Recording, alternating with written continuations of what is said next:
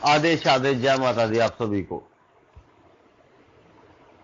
पता है क्या सबसे आसान और मुश्किल मार्ग क्या है तंत्र में? आज मैं आपको सच में बता रहा हूं, और ये मेरा एक्सपीरियंस है। और मुझे नहीं पता होता है कि मैं किस वीडियो में कहां तक, कब तक, किस हद तक बोलूंगा। लिमिट्स, पता है क्या, ये जो लिमिट्स है ये कपटी लोगों के लिए है। हम लोग जो है ना, हम तो महाकपटी है। मैं तो महाकपटी इंसान हूं, तो मेरे लिए लिमिट नहीं है। अभी लोग कुछ बोलेंगे कि आपने, विशाल जी, अपने आप को कपटी बोला। शक्ति का नाम ही कपट है मेरे भाइयों।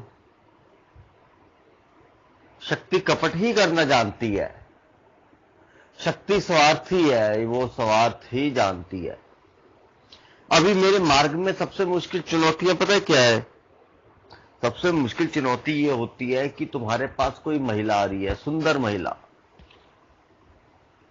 अति सुंदर महिला, और तुम उसका मार्गदर्शन कर रहे हो निस्वार्थ। बहुत आसान है। हमारा ये जो मार्ग है, तंत्र मार्ग में, किसी स्त्री की अश्लील फोटो मंगवाना, उसको बोलना कि तुम्हारे ऊपर तंत्र हुआ है और तंत्र तुम्हारे गुप्तांग में हुआ है और हमें वो गुप्तांग देखना पड़ेगा, ये बहुत आसान है। लेकिन किसी औरत के गर्दन से नीचे देखना बहुत मुश्किल है। ये बहुत कठिन मार्ग है कि जब तुम बोलोगे कि नहीं, तुम पे तंत्र हुआ है, मंत्र हुआ है, लेकिन हमें आपका फोटो चाहिए, लेकिन केवल चेहरे का, उसके नीचे का नहीं। देखिए, मजबूरी का और शक्ति का, दोनों का नाम एक औरत है। ये आप पर निर्भर करता है कि आप क्या पा सकते हो। एक औरत मजबूर है। मजबूर क्यों है? क्योंकि वह लाचार अपने आप को समझ रही है। उसका कोई साथ नहीं दे रहा है, कोई कुछ नहीं दे रहा है। हर तरफ देख रही है इंसान वासनाओं से मुक्त भरा पड़ा है। मुक्त, सॉरी, गलती हो जाती है कभी कभी। भरा पड़ा है इंसान, जो है वासनाओं से भरा पड़ा है। तभी वो क्या सोचती है? वो सोचती है कि मैं किसी भगत के पास जाऊं, किसी भगवान के भगत के पास जाऊं तो वो तो मेरा भला करेगा। क्योंकि वो औरत मंदिर में जाती है, गुरुद्वारे में जाती है, चाहे मस्जिद में जाती है, चाहे चौराहे पर जाती है, चाहे कहीं पर भी जाती है, लेकिन वो औरत नाक रगड़ती है। उस भगवान को बोलती है कि मुझे रास्ता दिखाओ, रास्ता दिखाओ। अभी भगवान तो बहुत बड़ी चीज है, वो तो खुद आते नहीं कभी रास्ता दिखाने के लिए। तो वो किसी भगवान के भगत को चुनती है। कोई भगवान का भगत हो जो उसे इस रास्ते से निकाल सके, क्योंकि उसका अटूट विश्वास एक भगवान के ऊपर है, तो उतना ही विश्वास वो भगत के ऊपर कर देती है। क्यों? क्योंकि दुनिया तुमको सपने दिखाती है, बड़े बड़े सपने। मैं ये कर दूंगा, मैं वो कर दूंगा, मैं ऐसा कर दूंगा, मैं वैसा कर दूंगा, बड़े बड़े सपने। आज मैं अगर इतने प्यार से एक वीडियो डाल रहा हूं ना, अपने 2-3 वीडियो डालता हूं, तो इसका श्रेय अपने वासा जी को जाता है, क्योंकि वासा जी ने सवेरे कष्ट निकालकर बड़े प्यार से मेरे लिए वीडियो डाला। तो वो भगवान के भगत के पास आती है, और भगवान का भगत क्या बोलता है कि भैया तुझको तो नंगा होना पड़ेगा। अभी उसको लगता है कि ठीक है, क्योंकि देखिए कंवारेपन की बात अलग है, लेकिन उसके अलावा जो बात आ जाती है, औरत जब अपने कपड़े उतार देती है तो उसको क्या है, अपने कष्टों से मुक्ति पानी है। अब वो मुक्ति पाने के लिए उसको लगता है कि ये भगवान का भगत है और ये कपड़े उतारना भी एक मार्ग है। हां, मेरे ऊपर तंत्र हुआ है और शायद मेरी गुप्तांग के ऊपर ही उसने प्रहार किया है, और जैसे ही मैं किसी साधक को अपने गुप्तांग का अपना नंगा फोटो, अपना न्यूड फोटो, विदाउट ड्रेस, बिना कपड़ों के भेजूंगी, तो शायद ये भगवान का भक्त मुझे ऐसा एक मार्ग दिखा देगा जिसको देखने के बाद, करने के बाद मेरी सारी दिक्कत दूर हो जाएगी। इसमें औरत का कोई दोष नहीं, साधकों का है।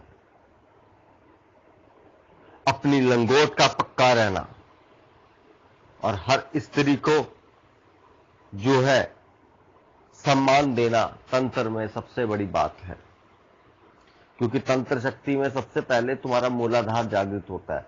ऐसा हमारे पास कौन औरतें आती है जान लो, हमारे पास ज्यादा औरतें आती है प्यार मोहब्बत डिवोर्स वाली। अभी आज वो औरत भी सुनेगी। एक औरत ने मुझे बोल दिया कि आपकी बहन कष्ट में है। मुझे क्रोध आया, मैंने उसका फोटो देखा था प्रोफाइल में, मैंने उसको बोला अपना फोटो भेजा भी का। जब फोटो आया तो मैंने उसकी जीवन का जब सच खोला, मैंने कहा तू लायक है विशालनाथ को भाई बोलने के। और दूसरी बात यह, मेरी बहन तो मर चुकी है, जब मुझे भगवान ने वो अधिकार नहीं दिया तो देखिए, ना मैं किसी को मां मानता हूं, ना किसी को बहन मानता हूं, ना किसी को बेटी मानता हूं।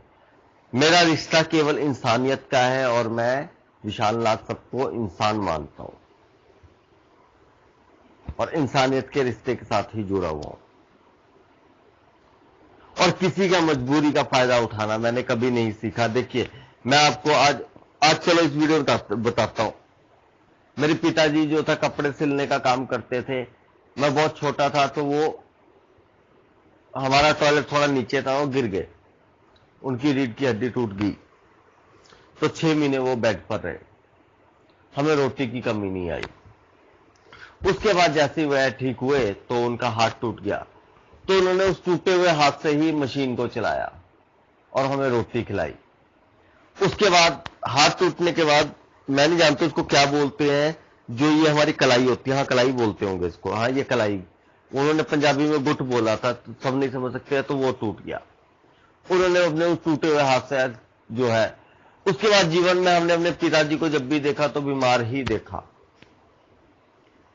और लेकिन उन्होंने कभी भी बेईमानी की कमाई नहीं खिलाई। उसके बाद आज भी शिमला में कम से कम 15 से 20 दुकानें ऐसी होगी जिनकी कमाई दिन की 10 से 20,000, 50,000 या लाख रुपए होगी, लेकिन जैसे ही मैं उनके पास जाता हूं तो वो अपनी दुकान का गल्ला क्या है सब कुछ छोड़ देते हैं और बोलते हैं, क्योंकि उन लोगों को किसी को नहीं पता है कि मैं एक साधक हूं और बन चुका हूं, तो छोड़ देते हैं कि वो मेरे को मल्होत्रा नाम से जानते हैं, मल्होत्रा तू बैठ, मल्होत्रे बैठ जा यार, हम थक चुके हैं, या हमें बच्चे को लेने जाना है, कुछ भी जाना है। तो एक ईमानदारी रखी है। आज भी तंत्र में मैंने एक ईमानदारी रखी हुई है। हालांकि औरतों का मैं एक बात बता देता हूं कि इतनी औरतें मेरे पास आती है, अपने पति को रोटी नहीं खिलाती होगी, मेरे से पूछती है विशाल जी खाना खाया कि नहीं खाया। तो किसी का शोषण नहीं करना, अपनी लंगोट को, अपनी इज्जत को, अपने स्वाभिमान को बनाना ही तंत्र में सब कुछ है। इस तंत्र क्षेत्र में मेरा एक ही, मैं आखिरी बात बोलूंगा, मेरा एक ही मोटिव है, एक ही उद्देश्य है। जब मैं रात को अपनी भगवती को खाना खिलाता हूं, अपनी मां को खाना खिलाता हूं, तो मैं नजर मिला के खाना खिलाऊं। मैं कोई ऐसा काम ना करूं कि मुझे लगे कि मां आज मैंने एक ऐसा गलत काम कर दिया है कि जिसके बाद मैं तेरे से नजर नहीं मिला सकता हूं। अगर आज मैं शक्तियों के साथ नजर से नजर मिलाकर बात कर रहा हूं, सब कुछ कर रहा हूं, तो इसके लिए यही है। ऐसा नहीं है कि मेरे अंदर काम वासना नहीं है, मैं काम वासना से बहुत मुक्त हूं, है, लेकिन इसका अर्थ ये नहीं है किसी मजबूर, किसी औरत का फायदा उठाकर विशालनाथ अपनी हवस को पूरा करे। विशालनाथ की हवस भगवती है, भगवती की पूजा है, अपने स्वाभिमान है, अपनी गरिमा है, किसी को लूटू ना, किसी को घसूटू ना, किसी का बुरा तो शायद मैं कर दूंगा, मैं नहीं बोलता हूं कि करूं ना करूं, लेकिन वो बुरा नहीं करूं कि जो किसी की आत्मा पर, जिसका भार मुझे अगले जन्म तक, किसी के मन से एक बद्दुआ निकले कि हम विशालनाथ को एक देवी भगत सोच के चले थे कि एक देवी का भगत है, लेकिन वो तो महाकपटी इंसान निकला, उसने तो हमारे कपड़े उतरवा कर हमें नंगा कर दिया। तो जीवन में एक बात को याद रखो, तंत्र का सबसे मुश्किल मार्ग यही है अपनी जीवन को, अपने स्वाभिमान को, अपनी लंगोट को और अपने चरित्र को बचाना। जय माता दी। आदेश आदेश। खुश रहो और खुश रहने दो।